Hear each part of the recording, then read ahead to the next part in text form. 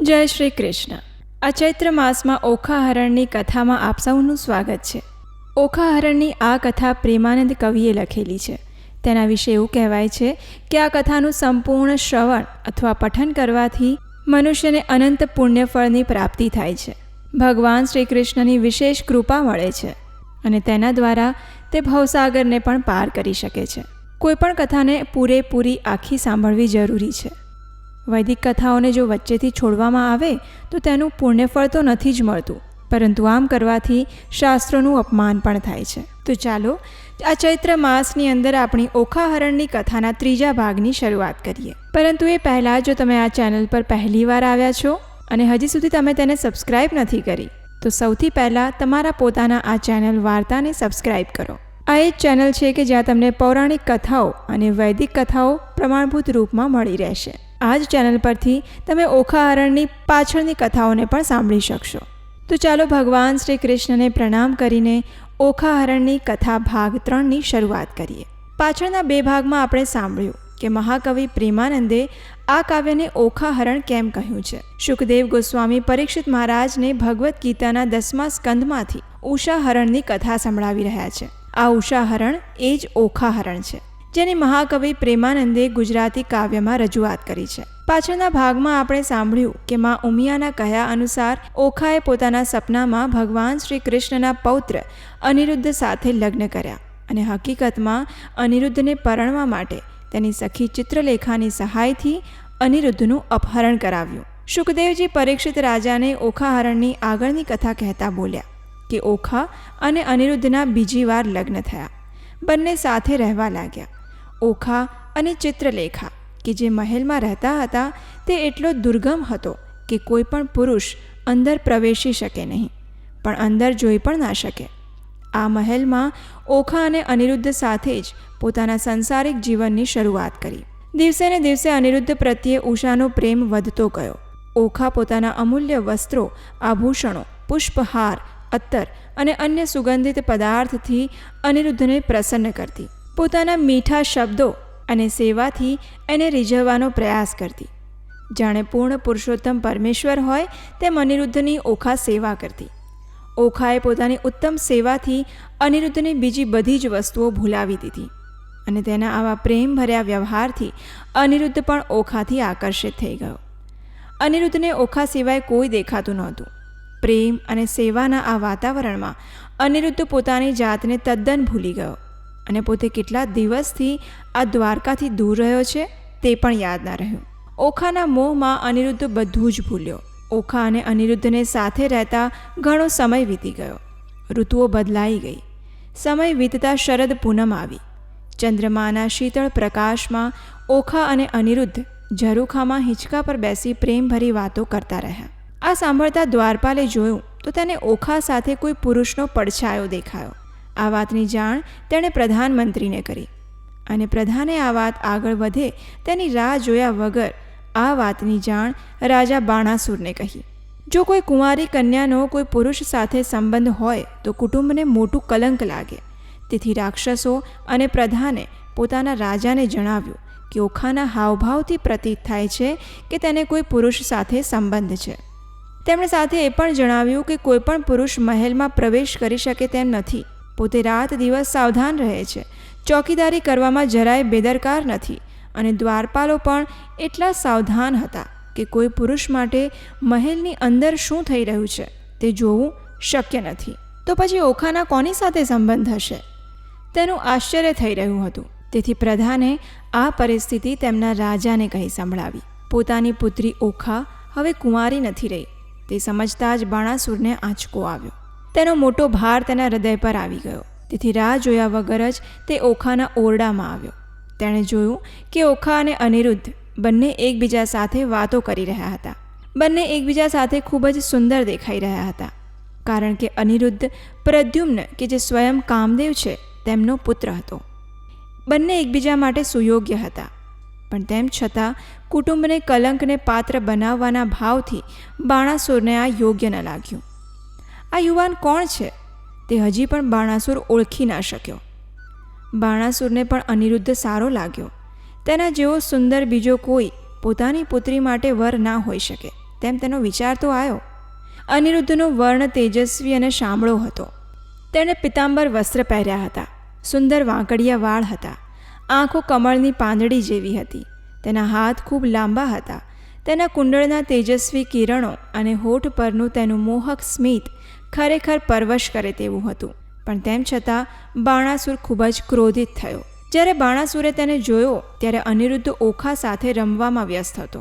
અનિરુદ્ધે સરસ વસ્ત્રો ધારણ કર્યા હતા. ઓખાએ વિવિધ સુંદર પુષ્પોની માળા તેને પહેરાવી હતી. બાણાસુરની હાજરીમાં પણ અનિરુદ્ધ શાંતિથી ઓખા આગળ બેઠો હતો. તેથી બાણાસુરને આશ્ચર્ય થયું. અનિરુદ્ધ સમજી ગયો કે બાણાસુર ખૂબ ક્રોધિત છે અને તેના પર હુમલો કરવા સૈનિકોને ભેગા કરી રહ્યો છે. પોતાની સુરક્ષા માટે બીજું કોઈ હથિયાર ન મળતા અનિરુદ્ધે એક મોટો લોખંડનો સળિયો લીધો અને બાણાસુર તથા તેના સૈનિકો સામે ઊભો રહી ગયો. બાણાસુર અને તેના સૈનિકોને જોયા અને તરત જ અનિરુદ્ધ આમોદ્ય દંડ સહિત યમરાજની જેમ તેમની સમક્ષ ઊભો થઈ ગયો. બાણાસુરની આજ્ઞાથી સૈનિકોએ અનિરુદ્ધને પકડવાની ઘણી કોશિશ કરી, પરંતુ તે એટલો શક્તિશાળી હતો કે બધા જ સૈનિકોને તેણે મારી નાખ્યા અને આ રીતે અનિરુદ્ધ બચી ગયો. પરંતુ બાણાસુર લડવાની વિવિધ કળા જાણતો હતો. તે શિવજીની કૃપાથી નાગપાશની યુદ્ધકળા પણ જાણતો હતો. તેણે નાગપાશ છોડ્યું અને અનિરુદ્ધે શિવજીનું માન રાખવા ધનુષ સામે હાથ જોડીને ઊભો રહી ગયો. શિવજીના માન ખાતર તે નાગપાશમાં બંધાયો. બાણાસુરે અનિરુદ્ધને બંદી બનાવ્યો અને તે જોઈને ઓખા દુઃખી થઈ ગઈ. તેના શોકનો પાર ન રહ્યો. તે શોક અને મૂંઝવણથી પરવશ બની ગઈ. તેની આંખોમાંથી અશ્રુ વહેવા લાગ્યા અને જોર જોરથી ક્રંદન કરવા લાગી. પોતાની સખીને દુઃખી જોઈ ચિત્રલેખાએ તેને કહ્યું, તું રડીશ નહીં, હું જઈને સમજાવું છું કે અનિરુદ્ધના પ્રાણ ના લે. ચિત્રલેખાએ તેના પિતા પ્રધાન પાસે આવી અને કહ્યું કે જો તમે અનિરુદ્ધને મારશો તો તેના પિતા તમને જીવતા નહીં મૂકે. તે તમારો કાળ બનશે. આ સાંભળી પ્રધાન ગભરાયો અને તેણે જઈ રાજાને સમજાવ્યા કે અનિરુદ્ધ શ્રીકૃષ્ણનો પૌત્ર છે, જેની સામે કોઈ ટકી શકે એમ નથી. અને આમે પુત્રી ઓખાએ તેની સાથે રહીને સંસાર માંડ્યો છે, તેથી તેની સાથે હવે બીજું કોણ પરણશે? અને અનિરુદ્ધને મારવાથી જમાઈ માર્યાની વાતો સમાજમાં થશે, કલંક લાગશે. તેથી તેને માર્યા વગર કારાવાસમાં નાખો. કારાવાસમાં અનેક પ્રકારે ત્રાસ કરવાથી પણ કલંક નહીં લાગે. બાણાસુરને આ વાત યોગ્ય લાગી. તેથી તેણે અનિરુદ્ધને બંદી બનાવી કારાવાસમાં નાખી દીધો. ત્યાં તેના પર અનેક રીતે અત્યાચાર કરાયા. કારાવાસમાં અનેક વિષાયેલા સર્પને અનિરુદ્ધ પર છોડવામાં આવ્યા. તેને ઊંધો લટકાવી નીચે આગ પ્રગટાવવામાં આવી. સર્પના ઝેરથી અનિરુદ્ધનું શરીર બળવા લાગ્યું. આવા કઠોર અત્યાચાર જોઈ ઓખાએ તેના અનિરુદ્ધને બચાવવા અનેક પ્રયાસો કર્યા, પણ તે નિષ્ફળ રહ્યા. અંતે તેને પણ બંદી બનાવવામાં આવી. બંનેને ભૂખ્યા તરસ્યા રાખવામાં આવ્યા. અનેક પ્રકારના ત્રાસ ગુજાર્યા. આ અત્યાચારો ઓખાની માતાથી જોવાયા નહીં. તે બાણાસુરથી છુપાઈને બંનેને ભોજન કરાવતી અને આમ કારાવાસમાં ઘણો સમય પસાર થયો. ઓખા અને અનિરુદ્ધની આવી હાલત જોઈને ખૂબ જ દુઃખી થઈ ગઈ. ખૂબ જ રુદન કરતી. ત્યારે આશ્વાસન આપતા અનિરુદ્ધ ઓખાને કહે છે, તારા પિતાના નાગપાશથી હું બંધાયો, તેનું માન રાખ્યું. આપણે એક થઈશું અને ક્યારેક તો આ બંધનમાંથી મુક્ત અવશ્ય થઈશું. મારા દાદા શ્રી કૃષ્ણને જ્યારે આ વાતની ખબર પડશે તો બાણાસુરનું નિકંદન કાઢી નાખશે.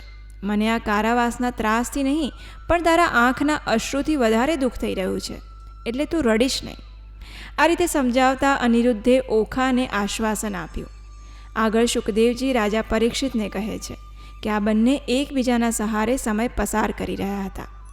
અનિરુદ્ધની હાલત ખૂબ જ કફોડી હતી. તેને સર્પના વિષથી પૂરા શરીરમાં બળતરા થવા લાગી. છેવટે તેણે માતાજીને પ્રાર્થના કરી કે હે ભગવતી, હે જગતજનની, તમે જ અમને આમાંથી બહાર કાઢો. તમે જ બ્રહ્માણી, તમે જ ઇન્દ્રાણી, તમે જ કૃષ્ણા, તમે જ દૈત્યોનો નાશ કર્યો, રક્તબીજને માર્યો, શુંભ નિશુંભ મહિષાસુરનો વધ કર્યો, ચંડમુંડનો નાશ કર્યો, ધૂમ્રલોચનને નૈણીઓ મધુકૈટભને માર્યો. અનેક રૂપે માં આ તમે દૈત્યોનો નાશ કરી બધાની રક્ષા કરી. તમે જ મહાકાળી, તમે જ મહાગૌરી, હે માં રક્ષા કરો. અનિરુદ્ધની પ્રાર્થના સાંભળી માં જગદંબાએ તે જ ક્ષણે દર્શન દીધા અને અનિરુદ્ધને પૂછ્યું, હે દીકરા, તે કેમ મને યાદ કરી? ત્યારે અનિરુદ્ધ બોલ્યો, માં, મારું દુઃખ કહી શકાય તેમ નથી. આ સર્પના ઝેરથી આખું શરીર બળે છે, જે અસહ્ય છે. અને માએ તે જ ક્ષણે અનિરુદ્ધના શરીરનું ઝેર ઉતાર્યું અને ત્યારબાદ અંતર્ધ્યાન થઈ ગયા. અનિરુદ્ધને ઘણી હાશ થઈ અને એવામાં નારદ મુનિ પધાર્યા. અનિરુદ્ધની આવી દશા જોઈને તેઓ ખૂબ જ વ્યાકુળ થયા અને દુઃખી થયા. તેમણે અનિરુદ્ધને કહ્યું, તારી આવી દશા બાણાસુરે કરી. હું હમણાં જ દ્વારકા જઉં છું અને શ્રી કૃષ્ણને જણાવું છું. અનિરુદ્ધની આજ્ઞા લઈ તેઓ અંતર્ધ્યાન થયા અને પહોંચ્યા દ્વારિકા ધામ. શુકદેવ ગોસ્વામી પરીક્ષિત રાજાને બીજી બાજુ દ્વારકા નગરમાં થઈ રહેલી ઘટનાઓ સંભળાવી રહ્યા છે. વર્ષા ઋતુના 4 માસ વીતી ગયા, છતાં અનિરુદ્ધ પાછો ના આવ્યો. ત્યારે ચંદ્રવંશના બધા જ સભ્યોમાં ખળભળાટ મચી ગયો અને અનિરુદ્ધ કઈ રીતે ખોવાયો તેઓ સમજી ના શક્યા.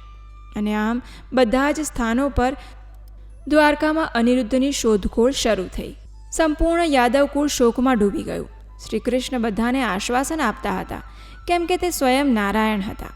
તેઓ તો બધું જાણતા હતા અને બધાને આશ્વાસન આપીને શાંત કરાવી રહ્યા હતા. તે જ સમયે ભગવાનની સભામાં નારદ મુનિ શોણિતપુરથી પધાર્યા. નારદજીને જોઈને શ્રી કૃષ્ણએ તેમની આવભગત કરી, તેમના ચરણ પખાર્યા. પ્રણામ કરીને શ્રી કૃષ્ણએ નારદ મુનિને આવવાનું કારણ પૂછ્યું અને કહ્યું, હે મુનિવર, અમારું કંઈ કામ પડ્યું? ત્યારે નારદજી બોલ્યા, તમારા દર્શને આવ્યો છું પ્રભુ. તમને અને તમારા પરિવારને જોવાની ઈચ્છા થઈ હતી. શ્રી કૃષ્ણના પુત્રો અને પૌત્રોને જોયા. ત્યારે નારદ મુનિએ પૂછ્યું, અહીં બધા જ છે, પણ પ્રદ્યુમ્નનો પુત્ર કેમ નથી?